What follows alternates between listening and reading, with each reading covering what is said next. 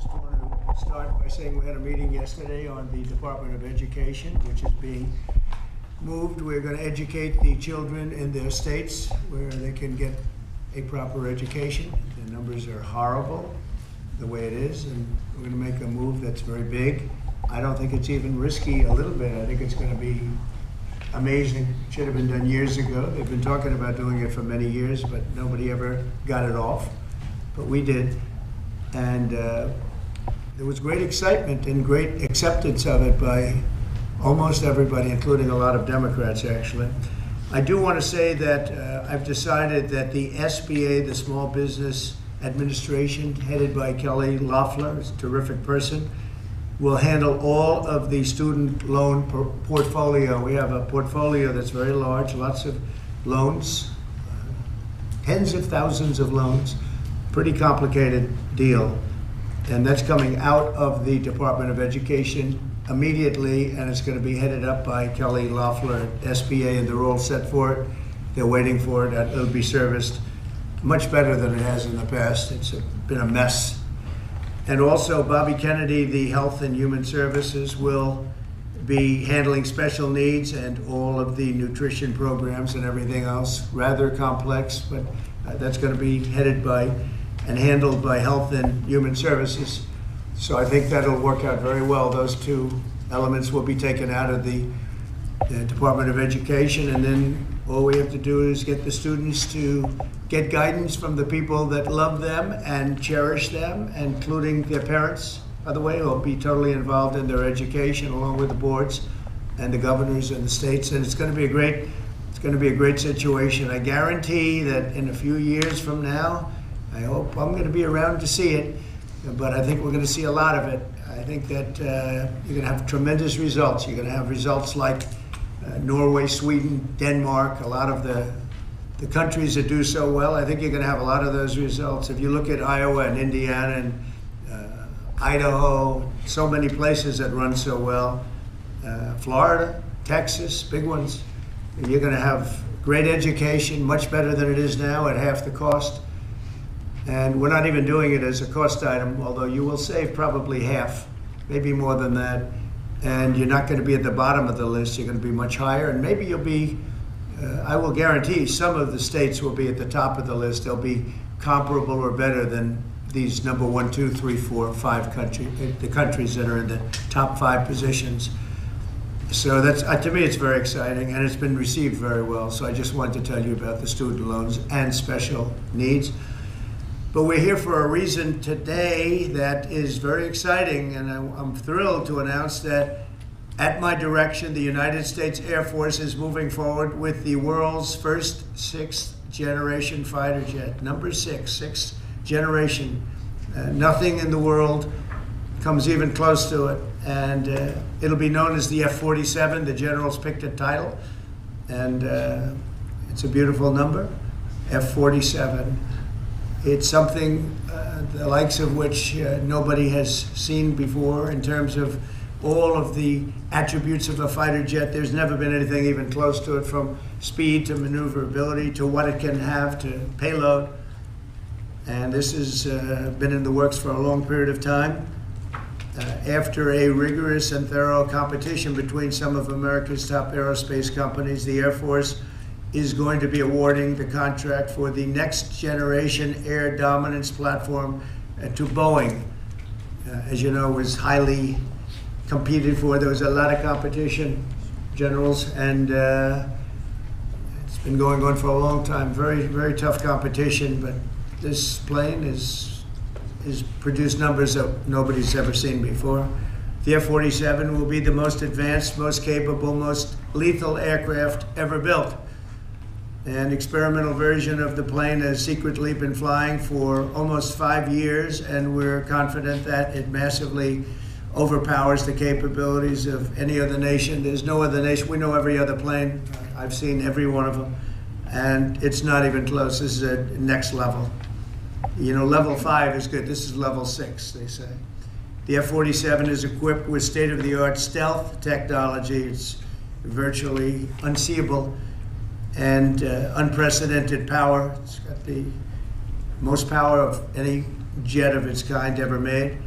maneuverability likewise is there's never been anything like it, despite the power and speed. Its speed is top. It's over 2, which is something that you don't hear very often. America's enemies will never see it coming. Hopefully we won't have to use it for that purpose, but you have to have it. And if it ever happens, they won't know what the hell hit them.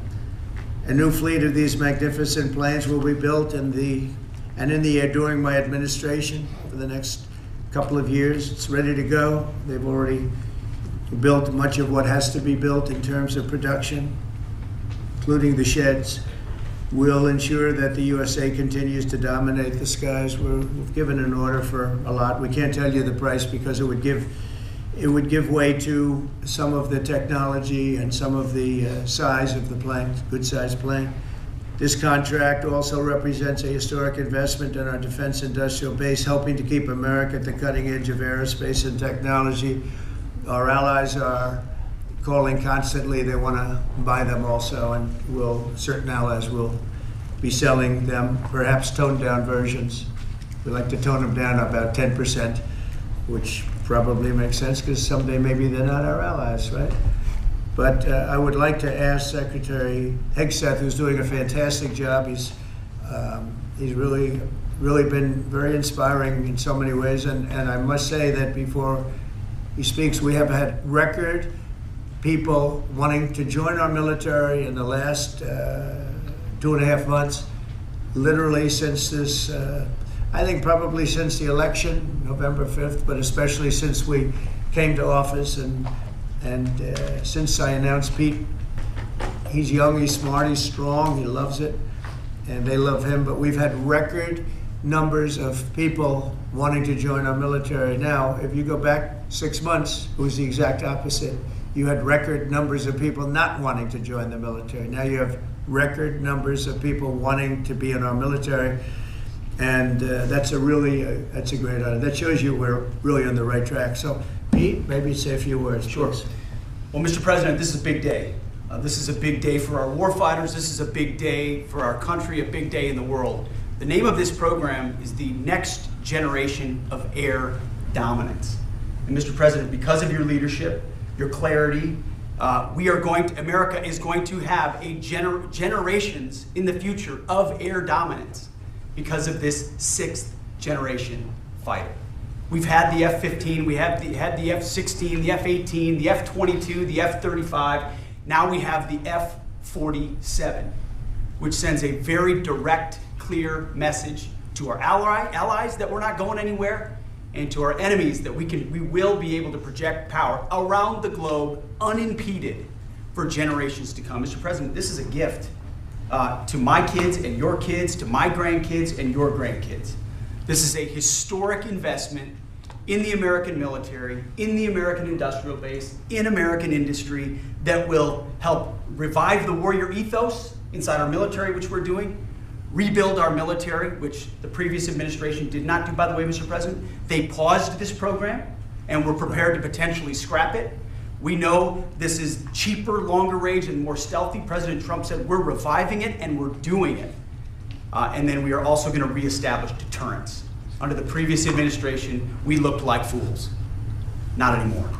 President Trump has reestablished American leadership. The F-47 is part of it. And Mr. President, thank you for having the courage to do it and leading the way for all our warfighters. Thank you very much, Pete.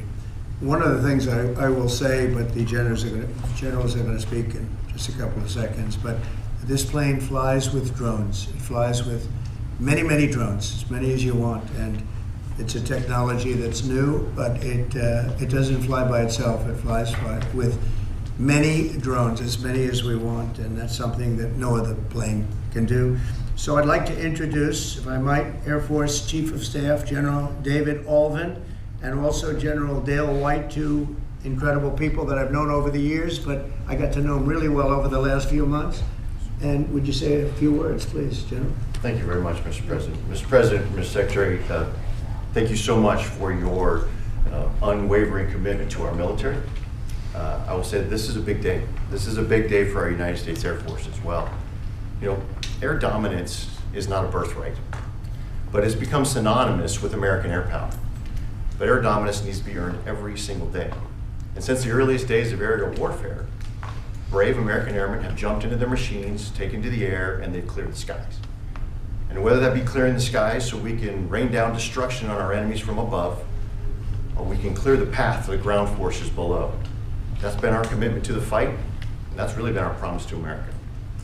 And with this F-47 as the crown jewel in the next generation air dominance family of systems, we're going to be able to keep that promise well into the future.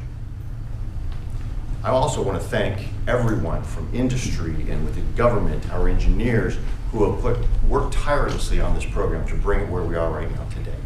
This shows that American talent, American skill, and American determination are second to none, because this platform is second to none. So we believe that this provides more lethality, it provides more capability, more modernized capability in a way that is built to adapt. This, along with our collaborative combat aircraft the President talked about with drones, this is allowing us to look into the future and unlock the magic that is human-machine teaming. And as we do that, we're going to write the next generation of modern aerial warfare with this. This enables us to do this. The manner in which we put this program together puts more control in the hands of the government, so we can update and adapt at the speed of relevance, at the speed of technology, not at the speed of bureaucracy. This is more Air Force. This is more options for the President. We say as our mission in the United States Air Force is to fly, fight, and win air power anytime, anywhere. If you want to go anywhere, you have to have a platform that gets you anywhere. This provides the President options from the very one end, which is a quick response, and then we can get right back into fighting stance without having to deploy troops that are going to take maybe months and cost more lives. We can be back in fighting stance, and maybe we restore that deterrence. All the way to decisive victory as part of a joint force that is the most lethal and capable military ever known in history. That's what we provide now, and this allows us to provide it into the future. It's more deterrence, more capability. It's what peace through strength looks like into the future, Mr. President. And so we're very proud to do that. And all we can say is, on behalf of the United States Air Force, let's deliver. Thank you very much. Thank you, General. Would you like to say something? No, sir, I'll just double check what the chief said. He knows what to do. He knows who the boss is. That's exactly right. Air superiority is what it's all about, and this is what we'll deliver. That's great. Thank you very much. Great job. We've worked together long and hard on this, and this was a big secret. In fact, we don't show too much of the plane for that reason. You see what we show? You see how beautiful that is, but that's just a very small part of it. Sure. I wasn't surprised. I was wondering how much are you going to show when they came in with that. You see a wheel in the front? That's about it. Any questions? Mr. President Trump, Peter? is 80,000 pages of documents is a lot to sift through. Yeah. Can you just tell us who killed Kennedy? Well, I was given the task of releasing that because many presidents have gone through it and they haven't released. And I said, release. We even released Social Security numbers. I didn't want anything deleted. They said, sir, what about Social Security? People long gone, but they're long gone, so I can't imagine. But I said, if you don't delete it, if you do delete it, we have people are going to say, why did you delete it? There's something in there. So we gave Social Security and we gave everything.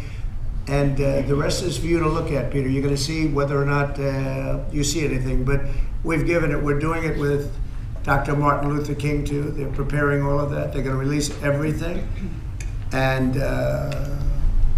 whoever else they want. I mean, we have nothing. We really have nothing to hide. We shouldn't have. When a lot of time goes by.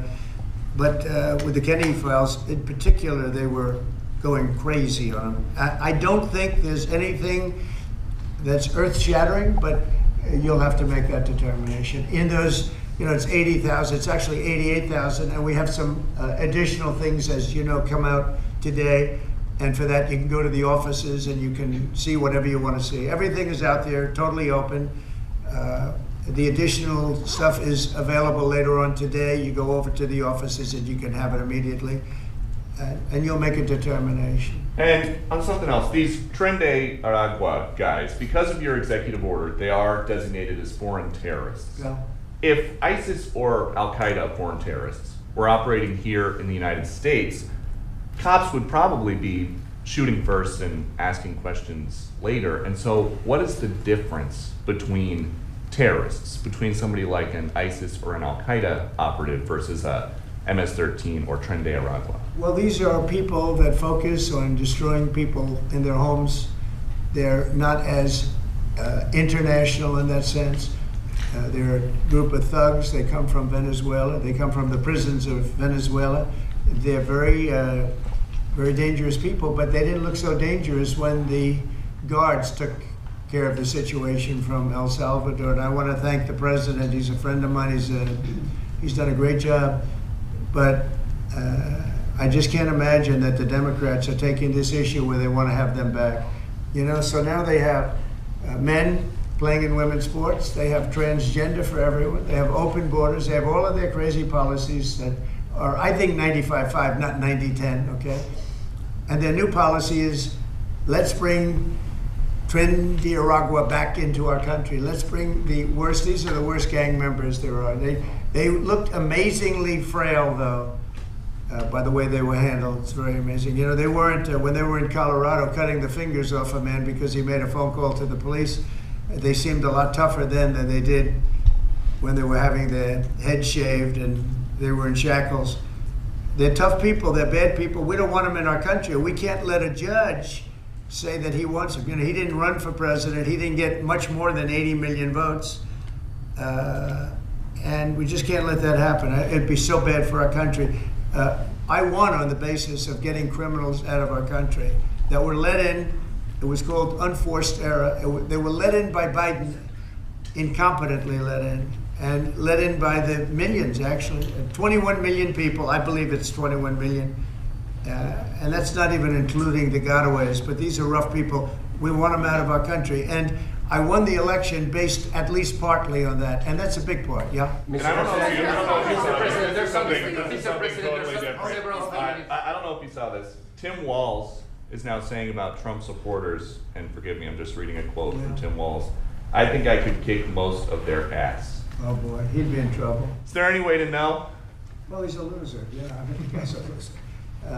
He lost an election. He played a part. You know, usually a vice president doesn't play a part, they say. I think Tim played a part. I think he was so bad that he hurt her.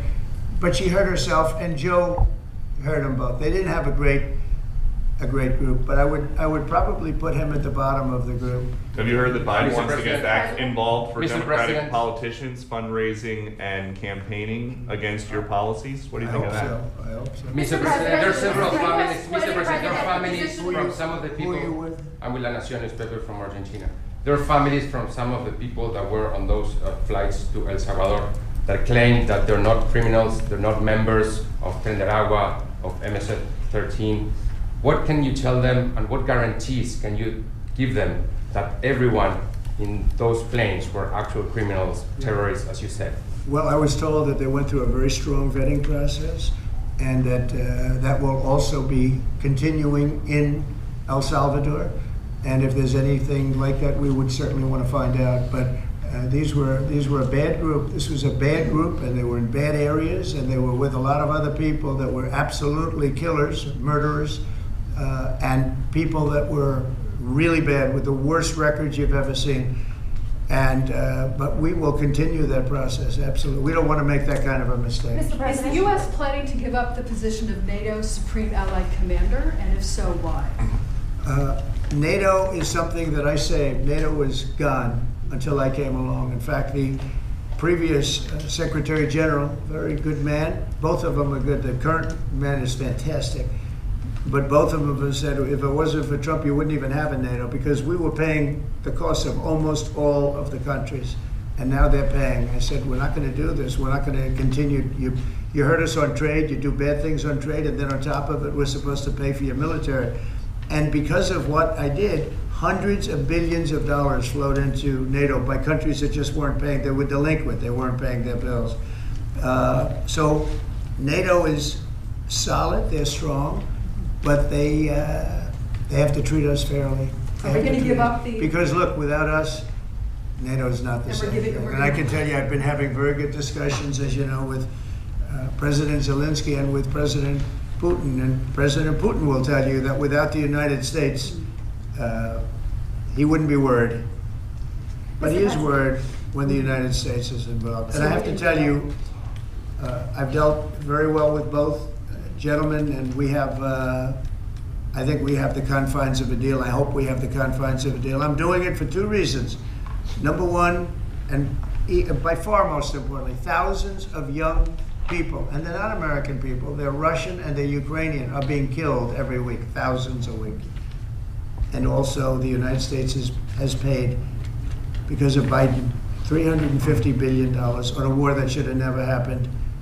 If we had a competent president in this, sitting right here, that war would have never happened. It would have absolutely never happened with me. And it didn't happen. For 4 years, it didn't happen. Mr. President, do you think you have the authority, the power to round up people, deport them, and then you're under no obligation to a court to show the evidence against them? Well, that's what the law says, and that's what our country needs, because we were, unfortunately, they allowed millions of people to come into our country, totally unvetted, totally unchecked. So you ought to ask, did he have the authority to allow millions of people? Did Biden have the authority to do something that's unthinkable? Have open borders where millions of people poured into our country, totally unvetted and totally unchecked, just as you would say. And many of those people were criminals. Many of them were from jails and prisons and mental institutions and gang members and drug dealers and very dangerous people. Many were murderers. We have 11,088 that we know of murderers they murdered. Of that number, at least half killed more than one person. They're in our country. They're in a location near you. Biden allowed that to happen to our country. And his people that really ran the country. And the person that operated the auto pen, I think we ought to find out who that was, because I guess that was the real president. So when you ask me if we have the authority, did Biden have the authority to allow millions of people to come into our country? Many of these people, hardened criminals at the top of the line who have caused tremendous damage in our country. You see them in New York City fighting with our police. I mean, literally having fist fights in the street with our police. These are tough, hard criminals. Many of them came out of jails, and not just South America, from all over the world. They came out from Africa, from the Congo. They came out from Asia. Not just South America, but many from South America. These are hard, tough criminals, and we have to get them out. And a judge sitting behind a bench someplace got a nice appointment. You can't take that away from the people that are responsible. Now, in this case, Marco Rubio has a lot of big decisions to make, and he's a fantastic person, a great man. I think he'll be our best. I think he has a chance to be our best Secretary of State. He's been doing incredibly. He works so hard. He's gone to so many different countries already, and he's got the authority to get bad people out of our country. And you can't stop that with a judge sitting behind a bench that has no idea what goes on, who happens to be a radical left lunatic. Do you think the judiciary is You guys today are denying this New York Times report that Elon Musk was going to be shown a 20 to 30 page presentation about a theoretical war plan against China. Why not just show it to Elon? Because I don't want to show it to anybody. You know, you're talking about a potential war with China. Now, I deal with these people all the time, and I'm dealing with Pete, I'm dealing with these gentlemen on numerous different airplane purchases, and I think they're all going to be great. But I don't want other people seeing, anybody seeing potential war with China. We don't want to have a potential war with China, but I can tell you if we did, we're very well equipped to handle it. But I don't want to show that to anybody, but certainly you wouldn't show it to a businessman who is helping us so much. He's a great patriot. He's paying a big price for helping us cut costs, and he's doing a great job. He's finding tremendous waste, fraud, and abuse. But I certainly wouldn't want, you know, Elon has businesses in China, and he would be susceptible perhaps to that. But it was such a fake story. The New York Times is just as fake as CNN and MSDNC. And anybody read that story, people laughed at that story. Who would do such a thing? And the first thing I did is I called Susie and I called Pete. I said, is there any truth to that? And they said, it's ridiculous. No, he's over there to talk about costs. You might want to address that, Pete. But Elon was over there today to address costs. Doge, thing called Doge, which you've heard about. Pete? That's exactly right, Mr. President. You pointed out it was a fake story. We pointed out it was. It was meant to sort of undermine whatever relationship the Pentagon has with Elon Musk. Elon Musk is a patriot. Elon Musk is an innovator. Elon Musk provides a lot of capabilities our government and our military rely on, and I'm grateful for that. We welcomed him today to the Pentagon to talk about DOGE, to talk about efficiencies, to talk about innovations. It was a great informal conversation. The rest of that reporting was fake. There was no war plans, there was no Chinese war plans, there was no secret plans. That's not what we were doing at the Pentagon. I might add that I think Elon, if they ever wanted to do that, I think Elon wouldn't do it. I think he wouldn't do it. He wouldn't want to put himself in that position. But if you read what's out of the New York Times, it's such a dishonest newspaper. It's such garbage. It's, it used to be called all the news that's fit to print. Well, it's all the news that's not fit to print. They have fake sources, or they don't have sources. I think they make most of it up. But this was a made-up story by the New York Times. I call it the failing. It's a failing newspaper. It's failing. And they shouldn't do that. They really are the enemy of the people. And We do need honest journalism in this. We've made such big strides over the last 2 months, but we just need honest journalism, and we don't have it. When you have a CNN, you have to watch these people every once in a while just to see where they're coming from, and it's so dishonest. MSNBC is, I think, probably worse, and they're both doing horribly in the ratings. I think they're going to be turned off. I don't think they're not doing any ratings. You're doing well on the ratings. Mr. President, just quickly on, I understand that your trade rep is meeting their Chinese counterpart next week. Yes. Is there anything that they can do to stop April 2nd or to roll back the tariffs that you put on China already? Well, we can talk, but basically, I call April 2nd. I would have made it April 1st, but I didn't want to be April Fool's Day because then nobody would believe what I said, and they do believe me. April 2nd is going to be Liberation Day for America. We've been ripped off by every country in the world, friend and foe. We've been ripped off on trade. We've been ripped off on military. We protect people, and they don't do anything for us. It's just so unfair for years and years. And now some of that money is going to be coming back to us in the form of tariffs. Tens of billions. It's going to be numbers like nobody's ever seen. So NVIDIA announced today, you saw that, hundreds of billions of dollars of investment. The biggest chip maker in the world announced hundreds of billions of dollars of investment. Hundreds of billions, not millions, but billions. They're all coming here. Apple just announced $500 billion worth. They're going to build plants here. They built their plants in China. They're going to build them here. And they're starting immediately. We have investment, the likes of which this country has never seen, already announced. And they all want to have news conferences. I don't have enough time to have that many news conferences, but I would say so far at least $4 trillion. $4 trillion is coming in. Car companies, very importantly, a lot of the car companies that were going to build in Mexico or Canada are now building here. Because I don't want cars from Canada. I don't want cars from Mexico. They want to do it, it's fine, but I want the car companies to build here, not... they were building in Mexico 3 plants, big plants, really big plants, and they were going to sell the cars right across the border. We wouldn't have the jobs, we wouldn't have the profits, we wouldn't get the taxes, we get nothing. All we get is unemployment and empty factories.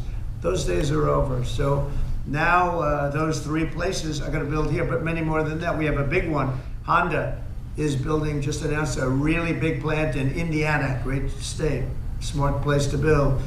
And we have many car companies coming here. The steel mills are going to be booming, And many other things come with that.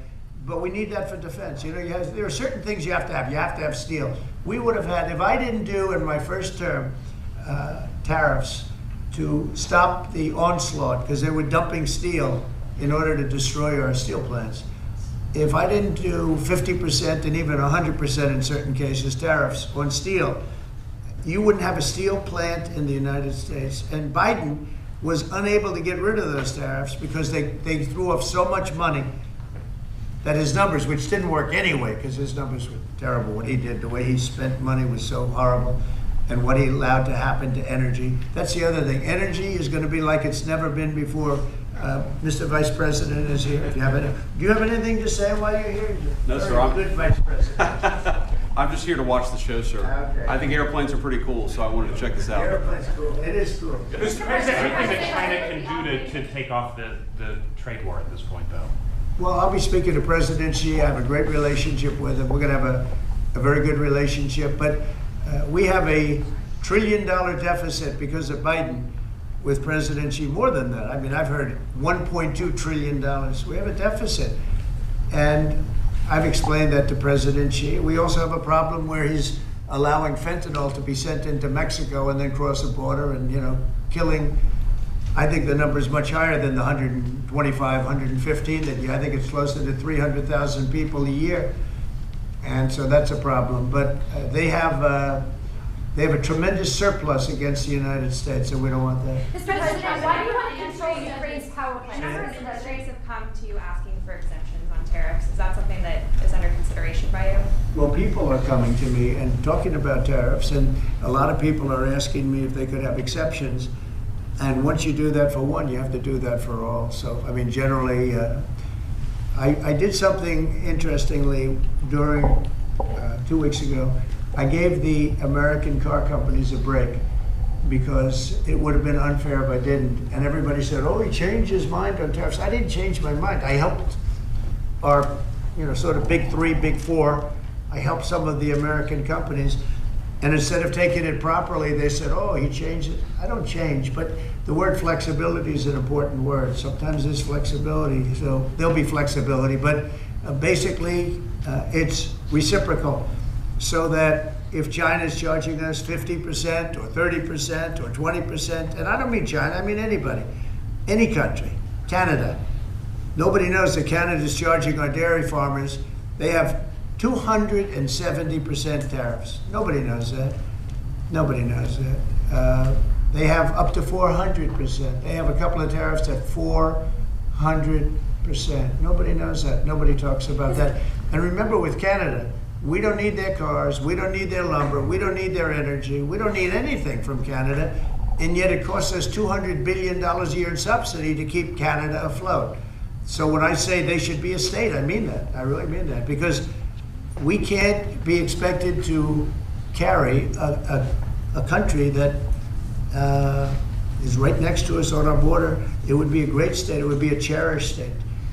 The taxes for Canadian citizens would go down in less than half. They don't spend money on military because they think we're going to protect them. There are many things that they do, like icebreakers. They want us to provide icebreakers for them. Oh, that's wonderful.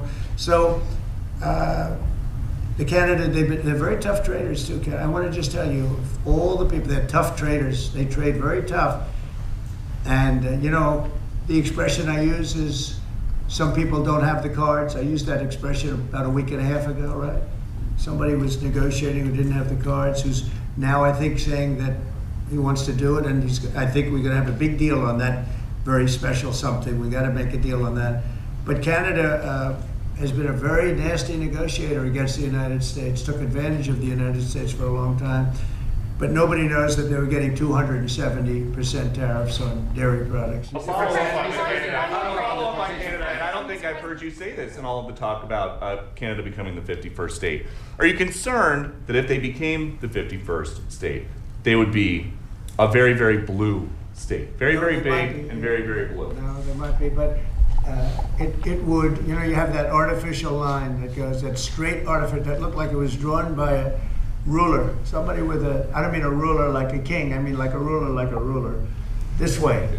And it's just an artificial line that was drawn in the sand or in the ice. And can I tell you, Peter, just, you add that to this country, what a beautiful landmass, the most beautiful landmass anywhere in the world. And it was just cut off for whatever reason. It would be great. Now, is it liberal? Maybe, but a conservative until I got involved, because I don't care who wins up there. I frankly probably would do better with a liberal than the conservative, if you want to know the truth. But just a little while ago, before I got involved and totally changed the election, which I don't care about, probably it's to our advantage actually, but the conservative was leading against, I call him Governor Trudeau, the conservative was leading by 35 points. So, so I don't know about that. I think Canada is a place like a lot of other places. If you have a good candidate, the candidate's going to win. And I don't know if you've seen this, but the two astronauts that you just helped save from space, they didn't get any overtime pay for all that extra time. They got $5 a day per diem. For 286 days, that is $1,430 in extra pay. Is there anything the administration can do to get them, to make them whole? Well, nobody's ever mentioned this to me. If I have to, I'll pay it out of my own pocket, okay? I'll get it for them. Mr. President, I'll follow up on the petition signs. I like that. Mr. President, you President, mentioned I'll the pay deal. it right out of my, is that all? That's not a lot. For For what they had to go through. And I want to thank Elon Musk, by the way, because think if we don't have him. You know, there's only so long, even though they're in the capsule up there, that the body starts to deteriorate after 9 or 10 months and gets really bad after 14, 15 months with the bones and the blood and all the things that you've been reporting on very well. And if we don't have Elon, they could be up there a long time. Who else is going to get him? And I just want to thank him. He's going through a lot, what they're doing to him. And these people are going to be caught, and they're going to be caught, and they're going to be prosecuted. And from what they tell me, I see this just by watching your programs and reading the news, but from what they tell me, they could get 20 years in jail, and they'll get it. I'll tell you, there's going to be no leniency, and there'll be no pardons.